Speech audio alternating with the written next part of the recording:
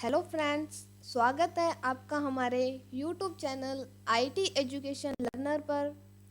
तो दोस्तों, हमने क्या है रिसिप्ट की एंट्री करना टैली में सीख चुके हैं कि किस तरह टैली ERP9 में रिसिप्ट की एंट्री की जाती है। और बहुत ही आसान है रिसिप्ट की एंट्री करना, जो मैंने आपको पिछली वीडियो में बता दिया था। तो आज का हमारा टॉपिक है payment entry in tally ERP9। तो जिस तरह रिसिप्ट की एंट्री की जाती है उसी तरह पेमेंट की एंट्री भी की जाती है। पेमेंट की एंट्री करना भी बहुत ही आसान है। तो पेमेंट की एंट्री शुरू करने से पहले मैं आपको बता देती हूँ कि पेमेंट का मतलब क्या होता है। तो पेमेंट का मतलब सिंपल सी बात है कि अगर हम किसी को पेमेंट कर रहे हैं, चाहे वो कैश से पेमेंट करें या बैंक के द्वारा पेमेंट करें, तो एक तरह से क्या है जो पेमेंट कहलाता है। और उसकी एंट्री जो है वो पेमेंट के वाउचर में की जाती है। जिस तरह हमने जो रिसिप्ट थी, रिसिप्ट का मतलब यानी कि कहीं से हमें पैसों की प्राप्ति हुई है और उसको क्या है रिसिप्ट के अंदर एंटर करेंगे और उसके लिए हमारे पास रिसिप्ट का वाउचर था। उसी तरह पेमेंट यानी कि अगर हम किसी को पैसे दे रहे हैं यानी हमारे द्वारा जो पैसे दिए जा रहे हैं, तो उसकी एंट्री होएगी पेमेंट में और उसके लिए हमारे पास पेमेंट का वाउचर है। तो पेमेंट की एंट्री जो है वो पेमेंट के वाउचर में की जाती है। यानी कि मान लीजिए किसी से हमने माल खरीदा और उसके बदले में हमें उसे पैसे दिए, तो वो क्या कहलाया कि पेमेंट कहलाएगा वो। उसी तरह किसी को हम सैलरी दे रहे हैं या मतलब जो भी हमारे द्वारा जो पैसे दिए गए हैं पेमेंट में, चाहे उसको सैलरी द्वारा दिए हैं, चाहे हमने उसको देने थे या उधार दिए हैं, जैसे भी, तो उसकी जो सारी एंट्री है वो होगी पेमेंट के अंदर और पेमेंट के वाउचर में। तो पेमेंट की एंट्री किस तरह से की जाती है वो आज की इस वीडियो में हम जानेंगे।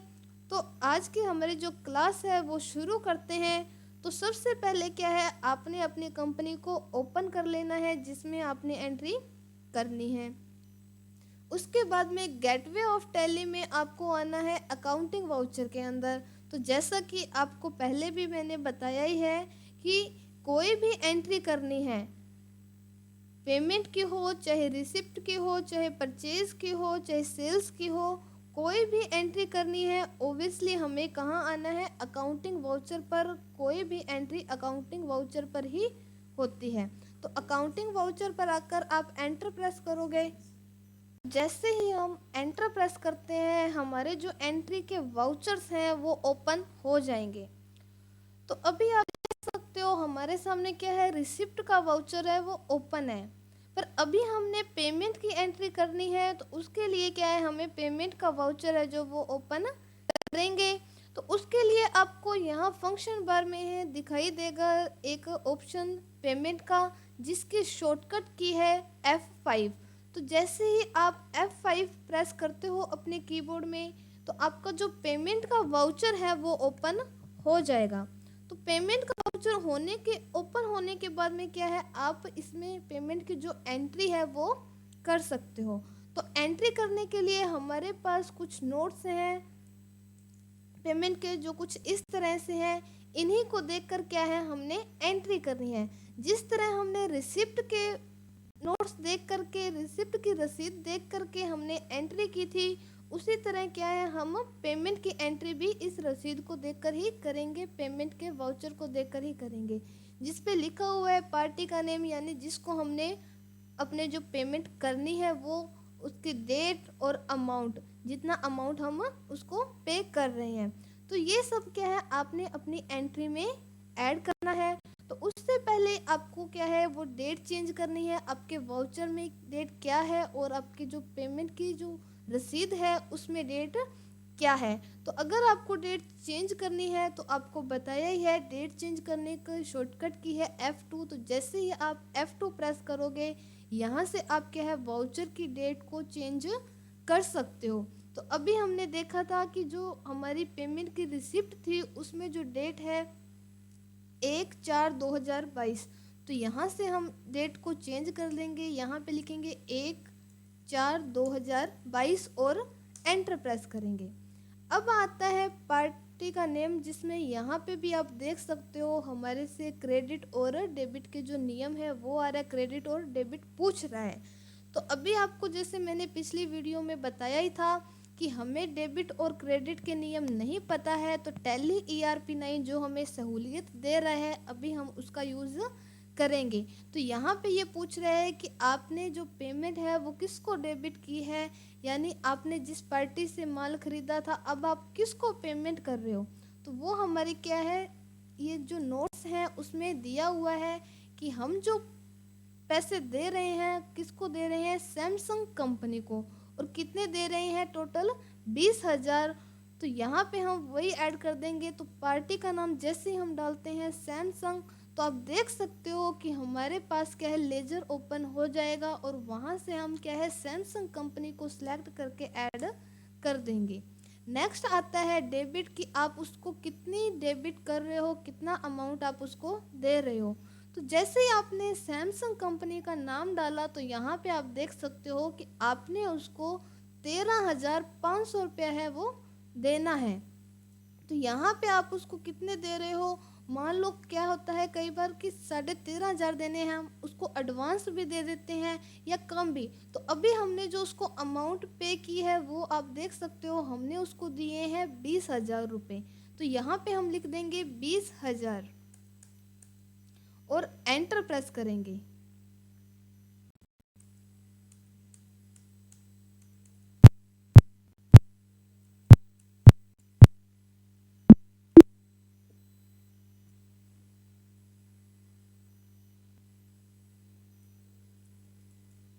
तो अब ये आ रहा है कि एडवांस आपने रजिस्ट्रेट कर दिए, तो अपने यहाँ पे एडवांस हमारे पैसे की हमने एडवांस दिए हैं, तो यहाँ से हम क्या है इसको चेंजिंग कर देंगे। बाकी अगर आपके एडवांस नहीं है तो आप सीधा ही एंटर प्रेस करते हो जैसे, तो आपके जो क्रेडिट है वो नेक्स्ट ऑप्शन आ जाएगा। तो अभी हमने यहाँ पे एडवांस दिया था तो वो हमारा क्या है, एडवांस शो कर रहा है कि आपने अभी क्या है 6,500 एडवांस दे दिए हैं। अब आता है क्रेडिट, कि आपने जो अमाउंट दी है वो कैसे क्रेडिट किए हैं, आपने कैश दिए हैं या बैंक द्वारा किए हैं। तो ये अमाउंट है जो हमने कैश दिए हैं, तो यहाँ पे आप लिख दोगे कैश। तो आप जैसे ही कैश टाइप करते हो और एंटर करते हो तो आपका आ जाएगा कि आपने जो कैश दिए हैं 20,000, और एंटर करके आप जो अपनी ये एंट्री है उसको आप सेव कर दोगे। तो इस तरह से क्या है, हम अपनी एंट्री को सेव कर सकते हैं। पेमेंट में एंट्री करना बहुत ही आसान है, कैश की एंट्री बहुत ही इजी है जो मैंने आपको बता दी है।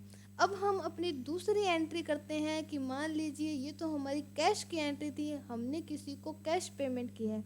अगर हम बैंक द्वारा करते हैं तो उसकी एंट्री क्या है, टैली ERP9 में कैसे की जाएगी। तो उसी तरह से यहाँ पे हम डेबिट जिसको कर रहे हैं उसका नाम डालेंगे। तो दूसरी एंट्री के लिए हम अपना जो एक और नोट्स है वो देख लेते हैं। यहाँ पे आ रहा है आपने जो डेबिट किया है वो किया है श्याम मोबाइल कंपनी को। तो यहाँ पे आप अपने वाउचर में नाम डाल दोगे श्याम मोबाइल कंपनी। तो यहाँ पे आपके पास ऑलरेडी क्या है, लेजर बना हुआ है। जैसे ही आप इस पे एंटर करते हो आपका जो है पार्टी का नाम वो आ जाएगा। अब आपका बता रहा है कि आपने इसको देने हैं 1,46,710 रुपये। तो अब आप इसको दे रहे हो 10,000 रुपये, तो आप यहाँ पे 10,000 अमाउंट इसको डेबिट कर रहे हो और एंटर प्रेस करते हो। नेक्स्ट आता है कि क्रेडिट, यानी आपने जो ये इसको अमाउंट दिए हैं, आपने इसको जो पैसे दिए हैं आप उसको क्रेडिट कैसे कर रहे हो, कैश कर रहे हो या बैंक द्वारा कर रहे हो, चेक कर रहे हो, किस तरह से आपने इसको पेमेंट की है। तो ये पेमेंट क्या है, हमारी बैंक द्वारा है, चेक द्वारा है। तो यहाँ पे हम कैश नहीं लिख करके हमारा जो बैंक अकाउंट है वो डालेंगे। तो हमारा बैंक है SBI। तो हम जैसे ही SBI लिखते हैं आप देख सकते हो कि आपका जो SBI बैंक अकाउंट का लेजर है वो क्रिएट किया हुआ है। आपको ध्यान हो तो हमने क्या है, रिसिप्ट की एंट्री करते वक्त हमने SBI अकाउंट का हमारा खाता बनाया था। तो अब क्या है, बारी बार हमें लेजर बनाने की ज़रूरत नहीं है। अब यहाँ पे हम अपना खाता क्यों डाल रहे हैं? क्योंकि हम इसको क्रेडिट कर रहे हैं। अब हम उसको पैसे दे रहे हैं तो वो हमारे खाते से जा रहे हैं, हमारे किस में अकाउंट है हम वो डालेंगे। तो हमारा एसबीआई बैंक अकाउंट है, हम उस पर एंटर प्रेस करते हुए हमारी जो रिसिप्ट है उसको सेव करेंगे। अब यहाँ से भी क्या है, आपसे छोटी सी इंफॉर्मेशन मांगेगा कि आपने जो अमाउंट दी है, जो चेक दिया है, उसका चेक नंबर क्या है। तो यहाँ पे क्या है, आप उसका चेक नंबर डाल सकते हो और एंटर प्रेस करते हुए अपनी रिसिप्ट को सेव कर दोगे। इस तरह से क्या है, हम अगर बैंक द्वारा भी पेमेंट कर रहे हैं तो उसकी एंट्री भी इस तरह से की जा सकती है।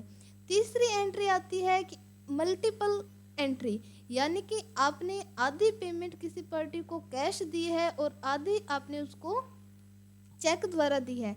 जिस तरह से रिसिप्ट की एंट्री हमने की थी कि आधी हमें कहीं से रिसिप्ट हो रहा है पैसा, वो आधा कैश हो रहा है और आधा हमें बैंक द्वारा हो रहा है।